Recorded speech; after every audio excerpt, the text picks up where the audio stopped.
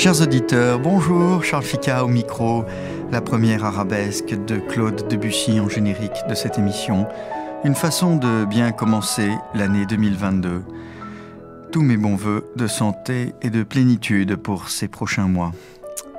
Avec nous dans le studio, pour ce nouveau numéro de L'Amour des livres, Éric Thiers. Bonjour. Bonjour. Alors vous avez de nombreuses qualités par lesquelles nous pouvons vous présenter. D'abord, vous êtes président de l'Amitié Charles Péguy, qui est cette association qui défend l'œuvre et la mémoire de cet écrivain. Vous êtes aussi un homme de revue, vous participez à de nombreuses d'entre elles. Récemment, par exemple, un grand papier dans Pouvoir sur les clivages, commentaire 1900 aussi. Et enfin, vous êtes haut fonctionnaire et chercheur associé au CEVIPOF. C'est comme ça qu'on vous présente dans Pouvoir. Alors voilà qui fait de vous un homme complet. Et l'éditorial du dernier numéro de l'Amitié Charles Péguy, qui est également le titre du périodique que vous publiez au sein de cette association, votre éditorial s'intitule « Péguy, précieux viatique dans un monde confus ». Alors, en quoi, selon vous, Éric Thiers, l'œuvre de Charles Péguy nous aide à mieux comprendre les enjeux contemporains ? Effectivement, le monde est aujourd'hui extrêmement confus. On a le sentiment que nous perdons un peu de notre substance, que la France se perd d'une certaine manière. On entend beaucoup de gens qui s'engagent dans ce discours décliniste, décadentiste, en tout cas pessimiste. Et finalement, Charles Péguy, qui a aussi fait ce constat à un moment donné, à la fin du 19e siècle, au début du 20e siècle, lui ne s'est pas laissé aller à ce pessimisme, même s'il avait un sentiment parfois très dur, qu'il voyait ce qui se tramait, et on pourra y revenir peut-être tout à l'heure. Il voit venir le XXe siècle de fer, de feu et de sang. Il a toujours essayé de maintenir ce qu'il appelait l'espérance, et c'est particulièrement important, je pense, aujourd'hui. Parce que le monde dans lequel il a écrit, agi, composé, est un monde aujourd'hui qui remonte à plus d'un siècle. Péguy, c'est un homme du monde d'avant 14. C'est tout le paradoxe de cette époque qu'on a parfois appelée la Belle Époque, oui, qui en fait est une espèce d'apogée de la société française. Quand vous regardez les écrivains, les musiciens, les peintres, les scientifiques avec Poincaré, les philosophes avec Bergson, Debussy, les musiciens, Proust, Péguy évidemment. On a le sentiment d'une nouvelle Athènes. Et paradoxalement, c'est le moment où tout va s'effondrer quelques années plus tard. Et Péguy pressent ça, d'une certaine façon. Mais il y a chez lui une vision tragique de l'histoire, non ? Ne pensez-vous pas ? En tout cas, je ne sais pas si elle est tragique, mais elle n'est pas marquée par une espèce d'optimisme béat. Par exemple, il s'est beaucoup confronté à la pensée de Renan, qui voyait dans le progrès de l'humanité une espèce de voie déterminée par avance. Et Péguy a toujours considéré que l'histoire avait sa liberté, en quelque sorte, et qu'elle nous surprenait sans cesse par ce qu'il appelle l'événement. Et il faut rester ouvert à l'événement qui arrive lorsqu'on ne l'attend pas. Justement, son œuvre est profondément ancrée dans sa chronologie. Les événements tiennent une place très importante dans la composition de son œuvre. Vous avez préfacé l'année dernière un recueil de 3 textes de Charles Péguy consacrés à la grippe, lorsqu'il y avait eu en 1900 une épidémie de grippe à travers la France. On pense bien sûr aussi à son engagement pendant l'affaire Dreyfus, où là aussi, il était au cœur des événements. Et cette importance de la situation temporelle tient une place particulière et importante dans son œuvre. Elle est fondamentale en réalité, parce que Péguy a un rapport extrêmement exigeant à la vérité. Et la vérité, ça n'est pas se soumettre à une discipline de pensée qui empêche de voir ce qui se passe. Pour lui, l'essentiel est de dire ce que l'on voit, comme il l'écrit dans Notre jeunesse, mais il ajoute, ce qui est plus difficile, c'est de voir ce que l'on voit. Et en réalité, il faut accepter que les événements viennent perturber ce qui semblait être un cours tranquille. Il a rompu avec un socialisme qui s'unifiait à la fin du 19e siècle, ce qui a conduit à la création des Cahiers de la Quinzaine, sa grande revue, en 1900, en janvier 1900, parce que on voulait, dans une logique marxiste à l'époque, ne pas voir ce qu'il se passait et considérer que la réalité devait toujours s'ordonner à travers une discipline intellectuelle ou une idéologie. Donc Péguy, c'est l'homme de la vérité, et donc la vérité, c'est l'histoire et la liberté historique. Oui, alors c'est quelqu'un, à propos d'histoire, qui aime circuler dans les siècles. Il y a des pages très célèbres sur Homère, par exemple, où il dit qu'Homère, finalement, il n'y a rien de plus actuel que lui. C'est quelqu'un aussi qui aime certains auteurs du grand siècle. Dans le dernier numéro de votre revue, L'Amitié Charles Péguy, il y a un article consacré à Péguy, lecteur de Corneille et de Racine. Ces pages sur Corneille restent parmi les plus importantes, celles consacrées au dramaturge rouennais. Il y a ce livre aussi très célèbre sur Victor Hugo. Donc c'est quelqu'un qui aime bien plonger dans l'histoire de France et qui a aussi une lecture de l'histoire. C'est un homme de culture. Et la culture, c'est la transmission. En fait, Péguy, oui, toute sa vie, sa courte vie, hein, il est mort à 40 ans. Dans sa courte vie, il est entré en dialogue avec les grands écrivains, les grands penseurs, évidemment ceux de la période antique. Il dit qu'il n'y a rien de plus nouveau, neuf que Homère, et que Homère sera toujours plus nouveau que le journal du jour. Mais en même temps, il a le sentiment de la fragilité de cette culture. Au moment où ce monde moderne est en train de se construire à la fin du 19e siècle et au début du 20e siècle. Évidemment, il dialogue aussi avec Victor Hugo, avec Corneille et ses contemporains, parce que cette fragilité pour lui est justement ce point de bascule, cette fragilité de la culture, ce point de bascule d'un monde à un autre. Et il pressent, par exemple, on y reviendra peut-être, cette transformation du capitalisme contemporain avec le règne de l'argent. Et il met en place, finalement, on parlait tout à l'heure d'un viatique dans un monde confus, il met en place les moyens de penser la société dans laquelle nous sommes, où l'argent est plus que roi, est un dieu. Alors, peut-on considérer Péguy comme un auteur complet? Il a composé de nombreux poèmes, des fresques poétiques presque. Je pense à son poème qui s'intitule Ève, mais qui est en réalité un livre entier. Il y a de très nombreux essais, des pièces de théâtre. Il n'y a pas de roman. Non. Non. Non. Par exemple, c'est une chose qui le distingue de quelqu'un comme Albert Camus. Dans le numéro de la revue, on y reviendra aussi. Oui, on y reviendra. Il y a beaucoup de parallèles entre Camus et Péguy, mais contrairement à Camus, il n'écrit pas de roman.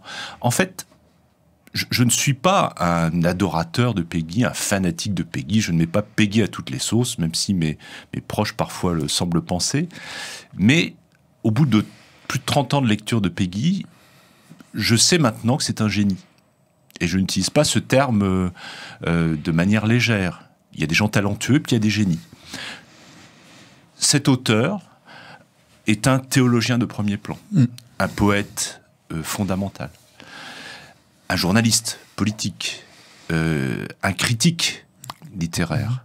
Mais surtout, c'est un créateur. C'est un créateur. Si on prend tous les textes qu'il a rédigés, 4000 pages de Pléiade en à peine 15 ans, si on prend tous ces textes, on s'aperçoit que c'est un long journal intime, où il arrive à partir de son expérience singulière, qui lui est propre, à atteindre des choses tout à fait universelles. Et pour moi, c'est le propre de la création. Est-ce que vous estimez que l'on peut avoir plusieurs lectures de Péguy, une lecture morale, une lecture religieuse ou théologique, une lecture poétique ? Une lecture politique, une lecture économique? Plus encore, plus encore. En réalité, il y a... oui, on peut avoir toutes ces lectures, parce que complet, je ne sais pas s'il est complet, mais en tout cas, il est vivant. Et pour lui, la vie, c'est tout ça. C'est quand même un des seuls auteurs qui arrive à ramasser dans une œuvre toutes ces dimensions spirituelles, esthétiques, éthiques, politiques. Mais par ailleurs, et c'est un peu l'expérience qui amène à cette conclusion, c'est que vous pouvez avoir toutes ces lectures de Péguy, mais de manière différente selon l'âge auquel vous le lisez. Vous ne lisez pas Péguy à 20 ans comme vous le lisez à 30, 40 ou 50 ou au-delà. Parce que son œuvre aussi parle différemment selon les âges de la vie, un peu comme les fables de La Fontaine. Oui, je crois que c'est le propre des grands textes, peut-être des grands textes classiques. Péguy n'aimait pas les romantiques, il préférait vraiment les classiques. Il a écrit des très grands textes sur cette opposition. Il aimait bien construire des oppositions entre mystique et politique, par exemple, et les classiques et les romantiques. Je crois que c'est peut-être une part du génie français qu'on retrouve chez Pascal ou chez Montaigne, cette espèce de simplicité dans l'écriture. Alors chez Péguy, c'est singulier, on parlera peut-être de son style, mais en tout état de cause, une capacité à avoir de la profondeur sans en rajouter en quelque sorte. Alors venons-en à ce nouveau numéro de l'amitié Charles Péguy. Il se compose donc de la vie de l'association. Vous avez organisé il n'y a pas si longtemps, la semaine dernière, si je crois bien, un colloque consacré à Péguy et l'enfance, début décembre. Exactement. Et il y a également aussi 3 études substantielles sur donc Péguy et les 2 grands dramaturges du XVIIe siècle, Péguy et Camus, votre étude, et puis aussi un parallèle entre Péguy et Kierkegaard sur les vertus théologales. Bon, je vous remercie de parler de cette revue parce que nous allons fêter cette année qui s'ouvre le 80e anniversaire d'une association qui a été fondée dans la clandestinité en 1942 par Auguste Martin, justement pour faire pièce aux récupérations de l'époque, qui était évidemment malvenue. La postérité de Péguy a beaucoup souffert de ces récupérations autour de 1940. Donc l'association s'est constituée pour lutter contre cela et nous fêtons notre 80e anniversaire. C'est une petite association, mais qui porte le flambeau depuis des décennies avec des grandes figures qui ont beaucoup œuvré pour diffuser l'œuvre de Péguy et faire connaître ses textes. Mais c'est une association bien vivante et qui maintient aussi l'œuvre de Péguy avec nous. Bien sûr. Qui est active parce que tous les auteurs n'ont pas forcément le même enthousiasme de fidèles pour perpétuer le souvenir. En fait, la caractéristique de Péguy, c'est que vous pouvez passer à côté, c'est-à-dire vous pouvez vous plonger dans ces textes qui sont quand même assez difficiles d'accès parfois et ne pas rentrer dedans. Mais quand vous rentrez dedans, vous êtes pris au piège.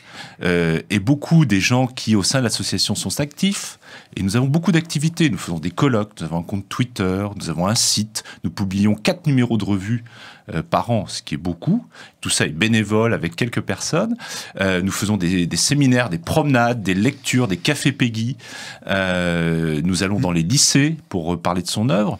Et tout ça fonctionne parce que nous avons autour de nous des gens qui vivent avec Péguy comme on vit avec un ami. Plus qu'un ami d'ailleurs, je pense avec un frère en humanité. Et je crois que c'est ce qui nous unit, qu'on soit des péguistes plutôt intéressés par le Péguy chrétien, par le Péguy socialiste, par le Péguy poète. Ce qui nous unit en réalité, c'est cette conversation, ce dialogue que l'on continue à maintenir avec un auteur, ce qui est quand même quelque chose de très rare. Parce que Péguy est aussi, par exemple, un poète qui n'avait pas été retenu dans l'anthologie d'André Gide, dans l'anthologie de la poésie française qu'il avait composée. C'est aussi un auteur difficile, vous l'évoquiez, parce que là, lorsque nous parlions de l'événement, quelquefois, ces textes sont trop ancrés dans l'actualité du moment et renvoient à des contemporains de son temps qui aujourd'hui sont oubliés. C'est des renvois à des polémiques ou des discussions, et même dans ses œuvres les plus connues, je pense à Notre jeunesse, qui parfois, on pourrait dire, comporte des tunnels. C'est l'une des difficultés, en fait, pour accéder à l'œuvre de Péguy, c'est qu'elle est très contextualisée, comme il le disait lui-même. Il écrivait pour une revue, les Cahiers de la Quinzaine. Donc il disait « j'écris par quinzaine ». Et il s'emparait de l'événement, de l'actualité, pour justement développer une pensée, une réflexion, mais surtout une création ancrée à la fois dans cette actualité, mais qui allait sonder profondément la société et les âmes. Et c'est effectivement difficile d'entrer dans son œuvre. C'est pourquoi notre action, l'amitié Charles Péguy, je crois importante. Nous transmettons le flambeau de génération en génération. Et tout le travail de cette revue, qui a à la fois des articles savants, mais également des articles plus faciles d'accès, et de permettre de rentrer dans cette œuvre. Et puis après, il y a des très belles biographies de Robert Burac, de Géraldine Leroy, qui sont aussi un bon moyen de rentrer dans cette œuvre et ensuite de se déplacer dans il y avait eu le cas de Daniel Halévy, bien sûr, qui avait été son ami, qui est mort longtemps après, mais qui avait entretenu le souvenir. Daniel Halévy, Romain Roland, le dernier texte de Romain Roland en 1944, et qui je crois va être publié l'an prochain, est consacré à Péguy. Mais il était ressorti il y a... dans les années 80, non, 5 ou 6 ans, oui. En un volume. Je crois que c'était La Découverte qu'il avait publié. C'était 2 volumes, Albin Michel, oui. Et Romain Roland, qui avait été un compagnon de route de Péguy au Cahier de la Quinzaine. Bien sûr. Si Péguy n'avait pas lui-même écrit de romans, il en avait publié. Et il a eu un succès énorme avec Jean-Christophe. Bien sûr. On oublie que Péguy a publié les premiers textes de Romain Roland dans les Cahiers de la Quinzaine et qu'il a lancé en quelque sorte Romain Roland. Après, ils se sont fâchés parce que Romain Roland a voulu prendre son indépendance. Charles Péguy, avec un caractère bien trempé, une intransigeance à l'égard de ses amis. Il avait des amitiés très solides, mais il rompait aussi beaucoup avec ses amis. Il avait un caractère parfois difficile. Ombrageux, peut-être ? En fait, c'était un homme torturé. Il y a une double face chez lui qui se conjugue en réalité. On ne peut pas comprendre Péguy si on ne comprend pas que ce qui le taraude, c'est l'idée de justice. Pour lui, il y a une injustice profonde qui est la misère. Il a écrit un très beau texte qui s'appelle De Jean Coste en 1902, où il distingue la misère et la pauvreté en disant que une société ne peut pas être harmonieuse si un seul citoyen est laissé au seuil de sa porte. Et pour lui, la misère est une espèce d'enfer terrestre, une damnation. Et puis ensuite, lorsqu'il redeviendra chrétien, l'enfer métaphysique, théologique, au sens religieux du terme, est pour lui l'injustice la plus profonde. Et donc, il a choisi de combattre cette injustice, de se maintenir dans ce qu'il appelle l'axe de détresse, mais en même temps, c'est l'autre face, mais en même temps, il y a l'espérance, la petite fille Espérance, qui ouvre des voies de réconciliation. Petite fille Espérance à laquelle il a consacré un livre entier, en vers libre, le Porche du mystère de la deuxième vertu. Effectivement, c'est sans doute parmi les plus belles pages de Péguy consacrées à cette petite fille Espérance qui amène les autres vertus théologales, la foi et la charité, qui les tient par la main. Et dans cette image d'une petite fille qui guide les autres, finalement, il y a toute la philosophie de Péguy sur laquelle c'est la faiblesse qui guide la force. On voit effectivement l'influence chrétienne, mais cette idée est présente dès les premiers écrits de Charles Péguy. C'est toujours celui qui est en position de faiblesse qui peut apporter à celui qui semble fort la capacité à échapper à l'axe de détresse. Tout à l'heure, vous avez parlé de Charles Péguy en frère en humanité. C'est une formule qui pourrait s'appliquer au parallèle que vous tracez entre Charles Péguy et Albert Camus. C'est frappant. Moi, ça m'a beaucoup frappé. Oui. J'ai été un lecteur de Camus adolescent, très marqué par son œuvre. Et puis après, vieillissant, je l'ai un peu abandonné. Je l'ai retrouvé notamment après la lecture du Premier Homme, qui est paru en 1994. Et ce qui est frappant, c'est à la fois le parallèle biographique et le parallèle de l'œuvre. Ce sont 2 orphelins de père. Ils perdent tous les 2 leur père à l'âge de 10 mois. Ils sont élevés par leur mère et leur grand-mère, un milieu pauvre pour Péguy, assez misérable pour Camus. Et puis, surtout, cette émancipation rendue possible grâce à l'école.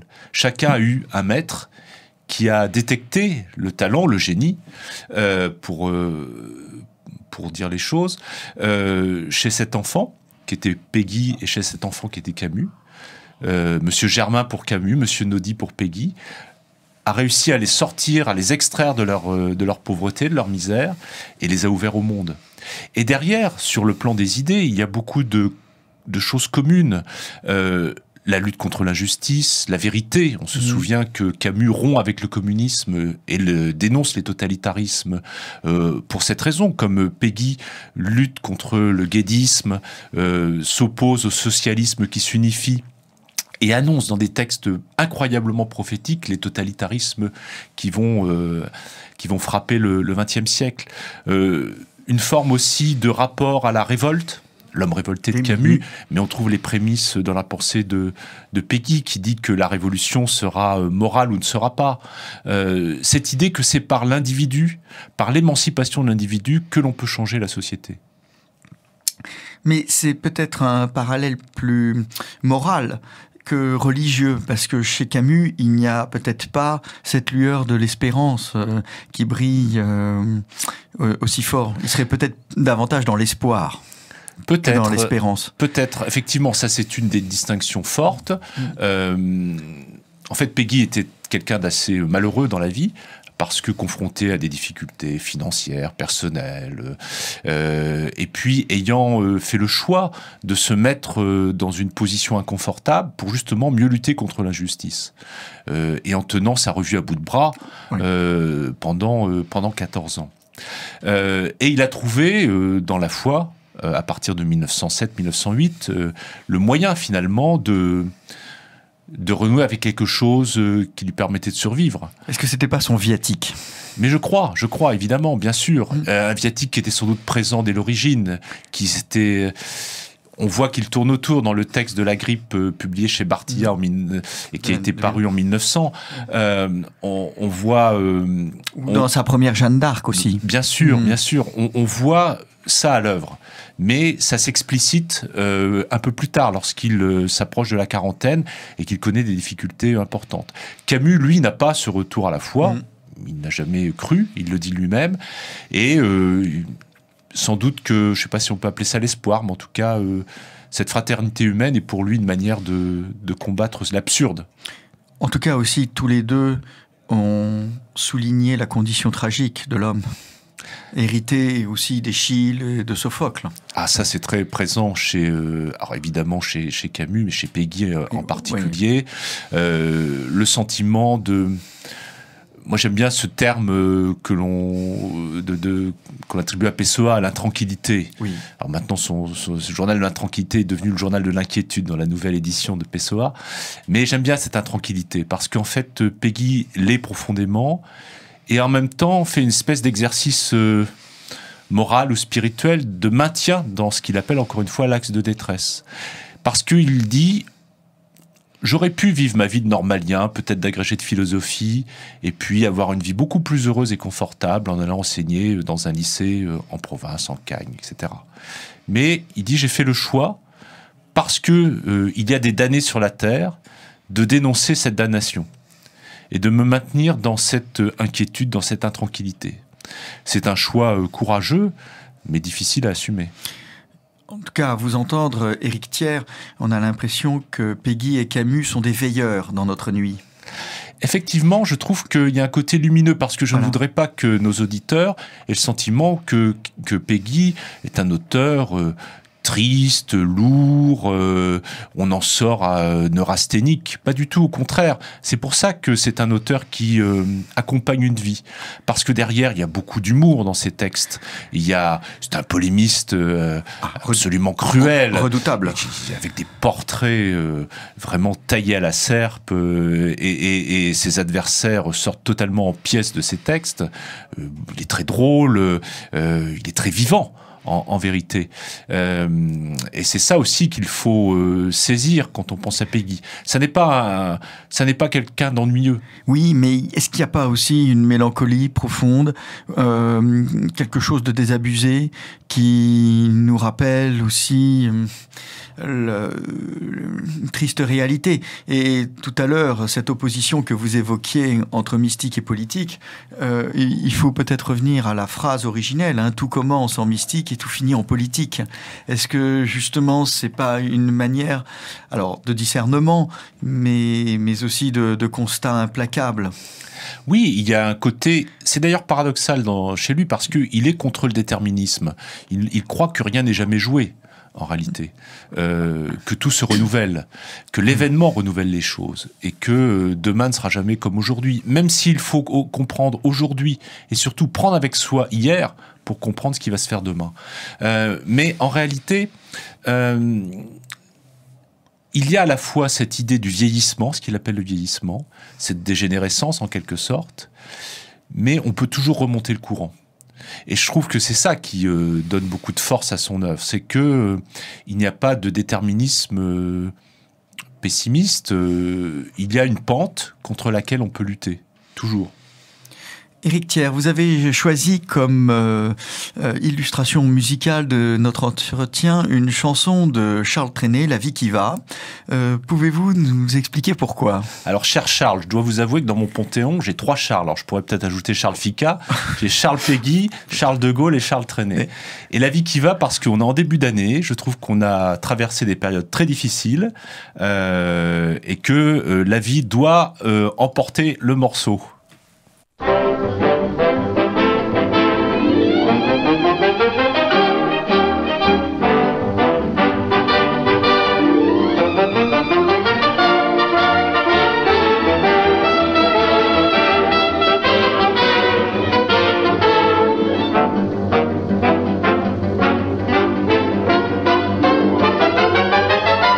C'est la vie qui va toujours, vive la vie, vive l'amour, la vie qui nous appelle, comme l'amour elle a des ailes, oui c'est elle qui fait chanter la joie.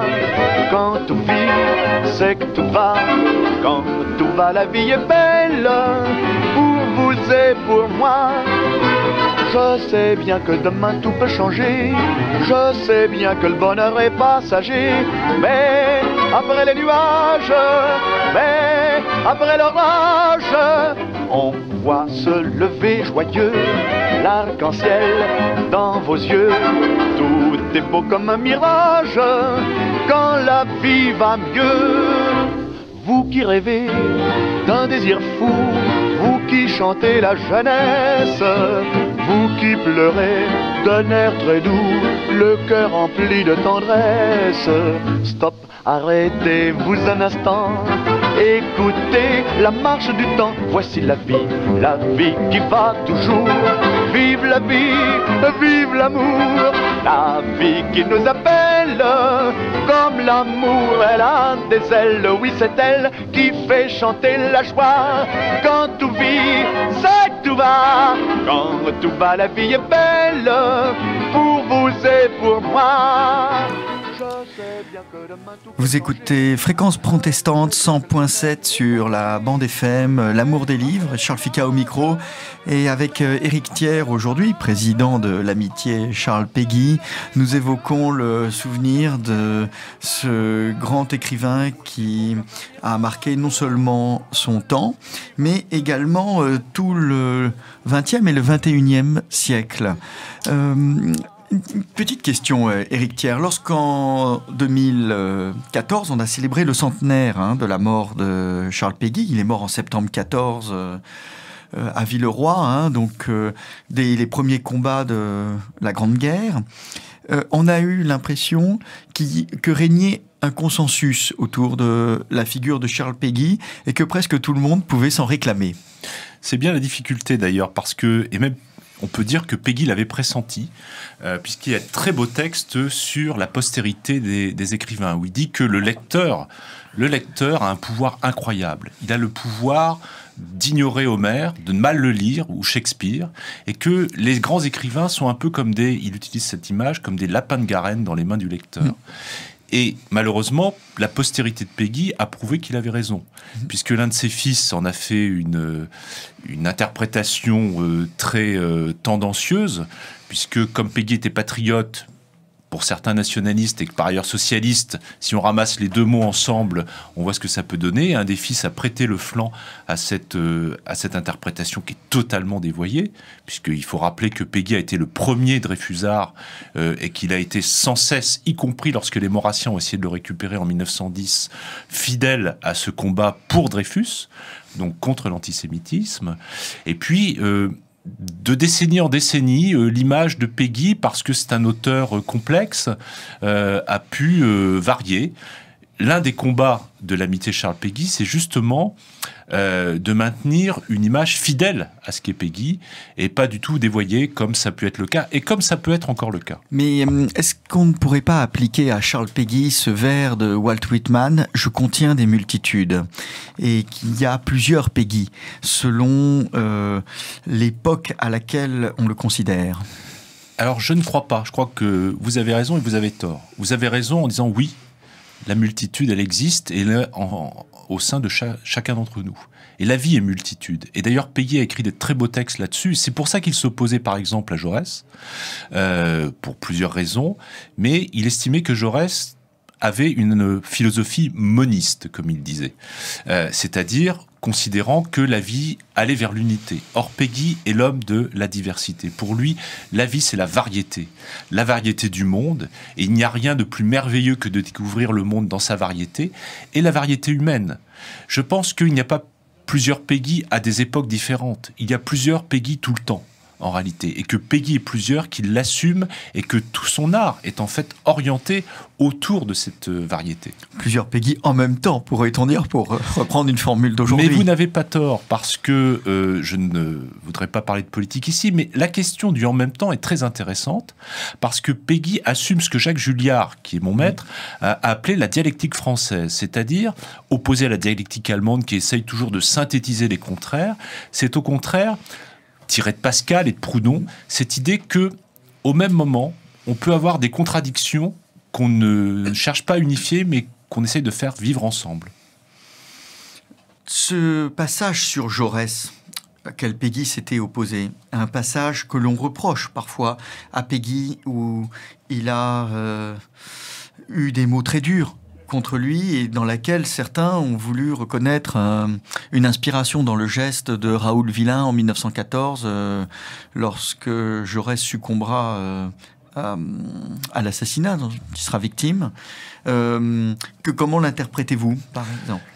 Alors moi je crois qu'on a raison de lui reprocher la vigueur de ses propos lorsqu'il dit que la politique de la Convention nationale, à l'approche de la guerre, en quelque sorte, ça sera Jaurès dans une charrette et voilà, un roulement de tambour pour couvrir cette grande voie. Mais il faut comprendre pourquoi. Jaurès et Péguy s'affrontent. En réalité, Péguy affronte Jaurès parce que Jaurès est passé à autre chose depuis bien longtemps, même s'ils ont été amis à la fin du 19e siècle. Est-ce qu'ils ne se ressemblaient pas beaucoup, en fait, par le parcours, par l'inspiration, le souffle, l'école normale? Il y a beaucoup de choses communes et beaucoup de choses qui les distinguent. En réalité, Péguy s'oppose à Jaurès parce que il considère que Jaurès a trahi le dreyfusisme en faisant de la politique, la mystique qui dérive en politique, etc. On pourrait en reparler. Et il s'oppose à Jaurès parce que pour Péguy, à partir de 1905, ce qui est essentiel, c'est la menace allemande qui vient. Il le pressent dès 1905. Et il trouve que la conception qu'a Jaurès, qui consiste à dire on arrivera à faire la paix parce que les socialistes arriveront à s'entendre de part et d'autre du Rhin, pour lui est absolument irréaliste et elle est dangereuse, elle est criminelle en quelque sorte parce qu'elle conduit à ne pas préparer le pays. Il y a eu notamment tout le débat sur le service militaire, la loi des 3 ans. Péguy était favorable à ce qu'on passe de 2 à 3 ans pour préparer la guerre. Pas parce qu'il appelait la guerre de ses voeux, mais parce qu'il la pressentait. Il voyait venir les choses en réalité. Et par ailleurs, pour lui, Jaurès est un peu un personnage fantasmé à la fin. Et j'aime bien parfois considérer que l'œuvre de Péguy, où il y a beaucoup de personnages qui sont réels mais en même temps totalement caricaturés, est une sorte de vaste comédie humaine, un peu comme chez Balzac.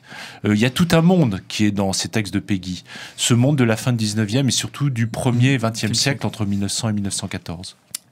Cette dimension belliciste a parfois été soulignée aussi, en particulier dans le livre Notre patrie, non Oui, en fait, Péguy, en 1905, est frappé par ce qui se passe à Tanger, quand le Kaiser essaye de faire un coup de force pour menacer ce protectorat marocain français. Et Péguy, on a fait un travail avec la revue 1900 dirigée par Jacques Julliard et Christophe Prochasson il y a maintenant au moins une quinzaine d'années sur l'année 1905. Et on s'est aperçu que Péguy sent la guerre venir, il voit là une espèce de pan-germanisme en train de se construire et il est l'un des premiers, peut-être le seul qui voit cela. Et c'est seulement quelques années plus tard que, et sa voix ne porte pas tant que ça à l'époque, que les gens commencent à voir que une menace globale en Europe est en train d'apparaître. Sa voix était peut-être confidentielle, mais elle était quand même entendue par ses contemporains. Il a été en correspondance avec Alain Fournier. Aujourd'hui, on ne mesure pas l'importance d'un Barrès, mais il a essayé de le soutenir aussi. On le connaissait. Il était repéré. Il a été en lien aussi avec André Suarez, dont il a été l'éditeur. C'est quand même quelqu'un qui comptait dans le paysage intellectuel. Bien sûr. Alors, il a toujours souffert de ne pas être reconnu à sa juste mesure. Ça reste à l'époque un écrivain confidentiel, mais important. Voilà. Dans un milieu intellectuel, il faut s'en rappeler, qui est quand même un petit milieu. Les normaliens n'étaient pas si nombreux à l'époque, les revues n'étaient pas si nombreuses, donc les gens correspondaient, se lisaient, se rencontraient, et c'est peut-être pour ça qu'il a eu une influence qui est souterraine et qui ressurgit. Les péguistes, c'est une espèce de société secrète, et parfois on rencontre quelqu'un qui a lu Péguy, et on se retrouve en affinité avec lui sans avoir pu le prévoir. Oui, ça, quand vous évoquez cette dimension souterraine, je ne peux m'empêcher de repenser à l'auteur des Années souterraines, Daniel Lindenberg, qui avait écrit, c'est son dernier livre, il était venu d'ailleurs à ce micro, sur le parti intellectuel, qui était une notion très présente dans cette France de la belle, oui, de la belle époque, et le pays, voilà, comme il l'appelait, Lindenberg. Et c'était vraiment un auteur pour lui, et nous saluons au passage sa mémoire, car je crois que vous l'avez bien connu. Je l'ai bien connu, et j'ai même écrit un petit texte sur la manière dont il avait abordé Charles Péguy, qu'il connaissait très bien. Alors justement, tout à l'heure, là, on évoquait vos différents travaux, Éric Thiers, et dans la revue Pouvoir, vous consacrez une étude très savante au concept de clivage et aux métamorphoses aussi de cette notion de clivage fort en cours aujourd'hui dans le débat politique. Charles Péguy est-il à vos yeux un auteur clivant, malgré le consensus qui semble l'entourer ? J'espère bien qu'il est clivant. J'espère bien qu'il est clivant parce que quand vous lisez du Péguy, c'est pas de la soupe tiède, c'est quelque chose qui fait penser. Et d'ailleurs, toute son œuvre, toute son action, elle est contre le prêt-à-penser. Il dit il n'y a rien de pire qu'une pensée habituée. Et aujourd'hui, plus encore qu'hier, on ne cesse de penser, c'est un prêt-à-porter communicationnel qui ne cesse de ressortir. Les gens aiment ressasser sans arrêt les mêmes idées, les mêmes concepts. Ce qu'on appelle les éléments de langage aussi. Les éléments de langage dans le milieu politique. Or, Péguy vit contre ça, en réalité. Parce que cette espèce de prêt-à-porter intellectuel est devenue une sorte de discipline, malheureusement, auquel il faut se contraindre. Et n'avez-vous pas l'impression, en lisant Péguy, qu'il écrit en même temps qu'il pense ? C'est tout un débat parce qu'il est profus. 4000 pages de Pléiade, encore une fois, en 14 ans, sans compter la correspondance, etc. Donc c'est un auteur qui écrit tout le temps. On peut penser que parfois, c'est comme si les vers, par exemple, Ses poèmes contiennent des pages et des pages. C'est comme s'il avait l'alexandrin dans le sang, presque. Voilà, comme si ça sortait en de alexandrin. manière presque automatique, comme effectivement une respiration. Je trouve que l'analogie avec la respiration est très juste, comme une marche en quelque sorte. Il aimait beaucoup marcher et penser en marchant. Comme le roulement mécanique d'un train aussi, qui avance. Ou comme un fleuve aussi. Oui. Moi j'aime bien cette image. Il a beaucoup écrit sur la Loire par exemple. Évidemment, il était originaire d'Orléans, oui. C'est à la fois toujours la même eau, mais jamais le même fleuve. C'est héraclitéen. Exactement. Chartres a beaucoup compté dans sa vie. Oui. Il est l'homme de la cathédrale également. Bien sûr, ça a beaucoup compté parce que c'est un moment compliqué pour lui, où l'un de ses enfants est malade, et donc il revient, pour d'autres raisons aussi, au catholicisme, au christianisme. Ça a toujours été un catholique du seuil, c'est-à-dire qu'il ne pratiquait pas vraiment, mais il est catholique, même s'il a des rapports avec les juifs et les protestants extrêmement forts. Il écrit notamment cette très belle phrase les Juifs ont appris à lire depuis la Bible, les protestants depuis Luther, et puis les catholiques depuis Jules Ferry. Mais effectivement, Chartres a joué un rôle très important parce qu'il a initié d'ailleurs ce pèlerinage par de longues marches. D'ailleurs, l'amitié Charles Péguy a fait un très beau travail il y a quelques années, qui est de rebaliser un chemin de randonnée jusqu'à la cathédrale de Chartres. Et on a publié un topo guide extrêmement bien fait avec des textes de Péguy qui permet de cheminer. Ça prend 2-3 jours depuis Palaiseau. Et je conseille beaucoup cette petite randonnée. Pour les journées du printemps. Exactement. Est-ce que vous estimez que tout le monde a été et ou sera péguiste Comme on a pu être, on sera ou on est gaulliste en quelque sorte. Finalement, parce que est-ce qu'il n'englobe pas tout? Je ne sais pas, parce que c'est un auteur... En tout cas, je pense qu'il peut rassembler parce que c'est un auteur qui croit à la vie. Qui ne croit pas à ce qui est habitué, qui se laisse surprendre et qui nous surprend sans cesse. C'est ce qui fait qu'on peut le lire à différents âges en étant à chaque fois surpris. Moi, j'ai beaucoup lu Péguy, beaucoup travaillé sur lui, beaucoup publié d'articles, mais je suis toujours surpris. Je lis du Péguy tous les jours par des textes que j'ai lus 15 fois. Et pourtant, en les relisant, je suis à nouveau surpris par un mot que je n'avais pas compris, une tournure que je lis différemment. Et je crois que chacun peut être péguiste s'il se laisse aller ainsi porter par cette vie, cet art créatif. Et par quelles œuvres conseillez-vous nos auditeurs, cher Éric Thiers, pour entrer dans l'œuvre de Péguy et finalement basculer dans son univers? Alors c'est un auteur parfois difficile d'accès. Vous avez de très belles anthologies, par exemple celle de Jean Baster, qui a été publiée chez Gallimard en folio. Péguy tel qu'on l'ignore, c'est un très beau texte. Vous avez Notre jeunesse, qui est un de ses plus beaux textes, qui est publié aussi en poche. Ce qui est le plus célèbre peut-être. Oui, sans doute le plus célèbre, avec des formules incroyables. Je ne veux pas faire de la publicité parce que j'en ai fait la préface, mais De la grippe, publié chez Barthia, est très, à mon avis, une belle entrée, parce que très contemporain avec la situation dans laquelle nous vivons aujourd'hui. Et puis des biographies, parce que saisir Péguy, c'est aussi saisir sa vie. Les plus récentes, notamment celle de Robert Burac, qu'il faudrait rééditer en poche. On va essayer de le faire, qui date d'il y a 20 ans. Et puis celle de Gérald Leroy, qui a été publiée en 2014 et qui est une très belle entrée aussi. Et comment voyez-vous sa postérité? Parce que le style de Péguy est si particulier, si personnel, que il est difficile de l'imiter. Et il a exercé une influence, alors je pense spontanément à deux auteurs qui sont Bernanos et peut-être aussi François Mauriac. Mais après, dans le domaine intellectuel aussi, on a pu dire que, ou rapporter des propos du général de Gaulle qui avait dit que toute la constitution de la Ve République se trouvait dans les cahiers de la quinzaine.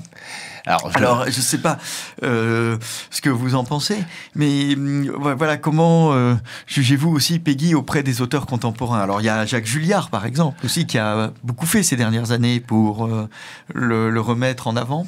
Alors vous me prenez par les sentiments en citant de Gaulle, parce que j'avais publié également dans Pouvoir une interprétation de la constitution de la Ve République comme mystique péguiste.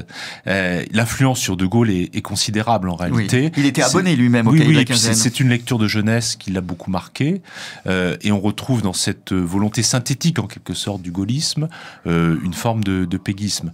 Il y a des auteurs très divers, Alain Finkielkraut qui avait fait un très beau texte, Le Mécontemporain, dans les années 90, il y a 30 ans, sur Péguy, qui a ramené Péguy sur le devant de la scène dans des termes tout à fait admirable, mais il y a des auteurs aussi comme Eddie Plenel qui se réclame de Péguy. Jacques Julliard est considérable. Et puis vous avez des politiques, par exemple Jean-Pierre Sueur, qui est sénateur, qui vient de sortir un très beau livre sur les vertiges de l'écriture consacré à Charles Péguy. Vous avez par exemple René Dosière, qui est un ancien député socialiste, qui est un péguiste patenté, un membre actif de notre association. Je crois qu'en fait, personne n'imite Péguy. Il y a toujours un peu une tentation quand on écrit sur lui. On est un peu habité par son verbe, mais je pense qu'il faut toujours faire attention à cela. Mais c'est une sorte de confrérie secrète de gens qui vivent en fait selon ses, je ne dirais pas ses principes parce que ça ferait un peu sectaire, c'est pas du tout la chose, mais selon son rapport à la vie. C'est pas un trotskisme littéraire quand même, le péguisme. Écoutez, je ne sais pas si cette formule, je trouve, est très intéressante parce que parfois, je vais vous citer une anecdote. C215, qui est un graffeur très connu, est un péguiste. J'ai découvert ça. On a eu une conversation extrêmement intéressante et on va le faire écrire dans notre revue. Il m'arrive sans arrêt de tomber sur des gens qui me disent « Ah ben finalement, j'ai lu du Péguy » et qui en sont très imprégnés. Je pense que c'est un auteur qui imprègne.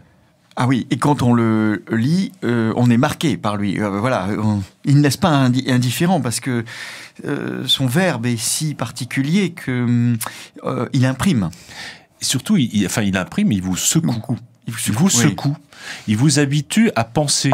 Et penser, c'est pas quelque chose qu'on fait en charentaise.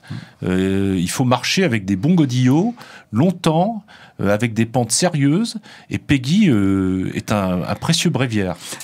N'y a-t-il pas eu, il y a 2 ou 3 ans, un livre de photos sur Péguy et les parkings? Oui, qui était un travail fait autour des différentes rues Péguy, qui était parfois un peu désolant, effectivement, parce qu'on voyait que les rues Péguy étaient pas toujours des très belles rues. Cela dit, il y a beaucoup de rues Péguy. Il y en a une à Paris, par exemple? Oui. Tout près d'un très bel établissement qui s'appelle le Select à Montparnasse, juste à côté d'une église d'ailleurs. Notre-Dame-des-Champs. Exactement. Et c'est une petite rue, mais qui est bien placée. Oui. Il y a une espèce de retour à Péguy quand même, je trouve. Pas toujours à bon escient. Mais quand même, je vois, par exemple, dans le dernier colloque qu'on a fait sur Péguy et l'enfance, plusieurs jeunes étudiants qui font des travaux autour de son œuvre. Je ne sais pas s'il y a plus de péguistes, mais je pense que la situation aujourd'hui est péguiste, en réalité. Oui. Le règne de l'argent, cette confusion, cette incapacité à dire la vérité, cette discipline du langage que l'on voit partout, qui est une chose absolument abominable, et contre laquelle Péguy s'est insurgé dès sa jeunesse. L'un des grands thèmes de Péguy, c'est non seulement la vérité, c'est aussi la liberté de penser et la liberté d'user de son langage. Et en fait, c'est en cela que c'est un créateur. Ce qui est important chez Péguy, ce sont ses idées, bien sûr, mais c'est son verbe. Et en tout cas aussi ce souci de la transmission. Ces pages sur les hussards noirs comptent parmi les plus célèbres, bien sûr, mais aussi les plus importantes. Bien sûr, à la mort de Samuel Paty, il a été beaucoup cité. C'est un texte de 1913, L'Argent, où il parle pas des hussards noirs de la République, il parle des hussards de la République sanglés dans leur uniforme noir. Mais merci de revenir au texte même. Il parle des maîtres d'école, et effectivement, on retrouve d'ailleurs ça chez Camus aussi, dans le Premier Homme, cette espèce de reconnaissance vis-à-vis de l'école, c'est quand même une des grandes questions aujourd'hui. Cette transmission, qui n'est pas forcément un retour en arrière, une réaction. La transmission, c'est autre chose. Comme le dit Péguy, une révolution, c'est avant tout une opération de rafraîchissement. C'est le retour à une tradition plus ancienne que l'on rafraîchit. On ne peut pas comprendre le monde d'aujourd'hui, vivre dans le monde d'aujourd'hui, si on ne comprend pas ce qu'est la transmission et la manière dont elle est en panne. Alors, comment entrer en contact avec l'amitié Charles Péguy si l'on veut participer à des colloques, des rencontres, des sorties aussi que vous organisez, des déplacements, des hommages? Alors je vais user d'un qualificatif que Péguy détestait, puisqu'il était contre le monde moderne, mais nous sommes très modernes. C'est-à-dire que nous avons un compte Twitter, donc vous pouvez nous écrire par ce biais, un compte Facebook, nous avons un site internet avec une adresse mail, l'actualité de l'amitié y est développée, et surtout adhérer à notre association, ça ne coûte pas très cher, et surtout ça nous permet de continuer notre action au profit de l'œuvre de Charles Péguy. L'amitié Charles Péguy, je le rappelle, est présente aussi chaque année au Salon de la Revue qui se tient en automne à l'Espace des Blancs-Manteaux. Bien sûr. Alors, pour moi, à titre personnel, comme vous l'avez dit en entrée de jeu, j'aime beaucoup les revues parce que je pense que c'est un objet qu'il faut préserver et c'est là où se fait le bouillonnement culturel et intellectuel. Et ça n'est pas un hasard si Péguy a été un homme revue, en quelque sorte. Si les cahiers de la quinzaine, c'est finalement Péguy. Et en tout cas, vous, Éric Thiers, on peut vous lire donc dans l'amitié Charles Péguy, là dans le dernier numéro, une étude sur Péguy et Camus, dans Pouvoir, dans 1900, dans Commentaires aussi. Donc vous aussi, vous êtes un homme revu. Et il y a eu l'année dernière cette préface à De la grippe, encore de la grippe, toujours de la grippe. Comme titre de conclusion, vous avez choisi une chanson de Tony Bennett qui s'appelle The Good Life. C'est peut-être ce que nous pouvons souhaiter aux auditeurs pour cette année 2022. C'est une chanson que vous aimez particulièrement, qui date du début des années 60. Voilà, qui est aussi une version française par Sacha Distel qui était très, très sympathique. Et je voudrais souhaiter une très bonne année aussi à tous vos auditeurs et à vous, Charles. Merci. Rendez-vous le mois prochain.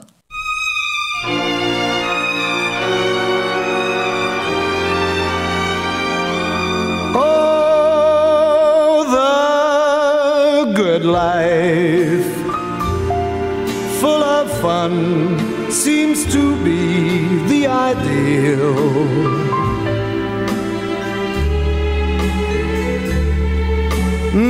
The good life lets you hide all the sadness you feel.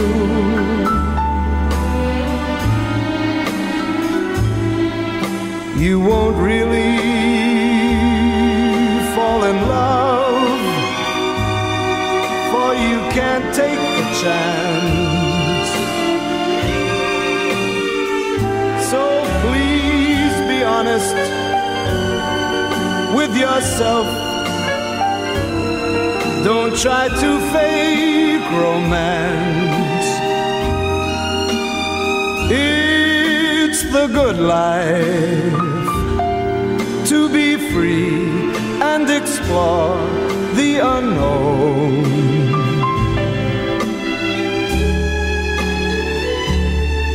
Like the heartaches, when you learn you must face them alone.